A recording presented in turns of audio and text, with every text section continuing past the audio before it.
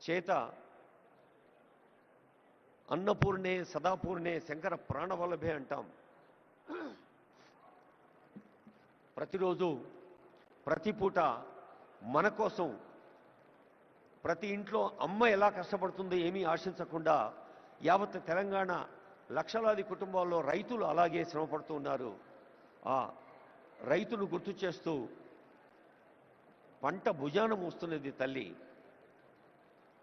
ఈ తెలంగాణ తల్లిని ప్రార్థిస్తూ జయ జయ హే తెలంగాణ జనని జయకేతనం అంటూ అన్ని జిల్లాల్లో కోట్లాది ప్రజలు,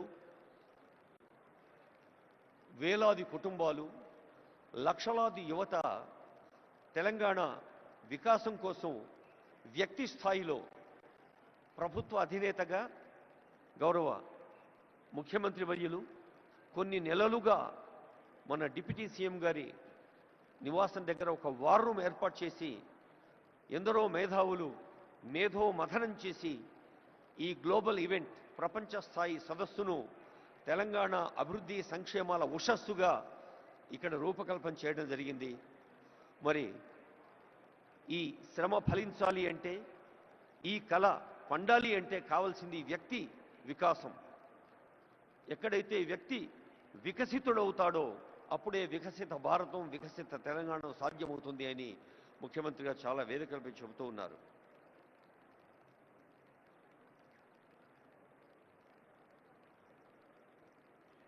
దయచేసి మళ్ళీ రిక్వెస్ట్ చేసే అవకాశం రాకుండా as per the instruction from the senior officers and hosting team ముందు వరుసలో గౌరవనీయులైన సీనియర్ పొలిటికల్ ఎగ్జిక్యూటివ్స్, సీనియర్ ప్రజా ప్రతినిధులు, మంత్రులు, రెండో వరుస మూడో వరుసలో మనం ప్రత్యేకంగా ఆహ్వానించుకున్న అంబాసిడర్స్, గోల్డ్ పాసెస్ ఉన్నవారు కూర్చోవలసిందిగా రిక్వెస్ట్ చేస్తూ కాసేపు సంగీతాన్ని ఆస్వాదిద్దాం.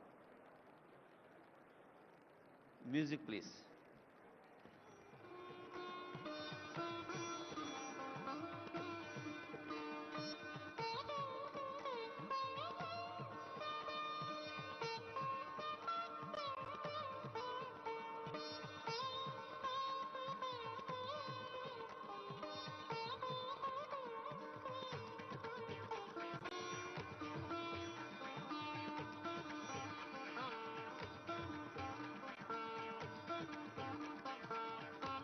తెలంగాణ రాష్ట్రంలోని అన్ని విభాగాలు మీకు తెలుసు. ఒక్కసారి ఈ భవిష్య భారత నగరాన్ని, భవిష్య భారత నగరమే భారత్ ఫ్యూచర్ సిటీగా నామకరణం పొందింది తెలంగాణ రాష్ట్ర ప్రభుత్వం చేత. హైదరాబాద్, సికింద్రాబాద్, సైబరాబాద్ 3 నగరాల సిగలో 4వ నగ, ఈ 4వ నగరం భారత్ ఫ్యూచర్ సిటీ. ఇంత అద్భుతమైన ఏర్పాట్ల కోసం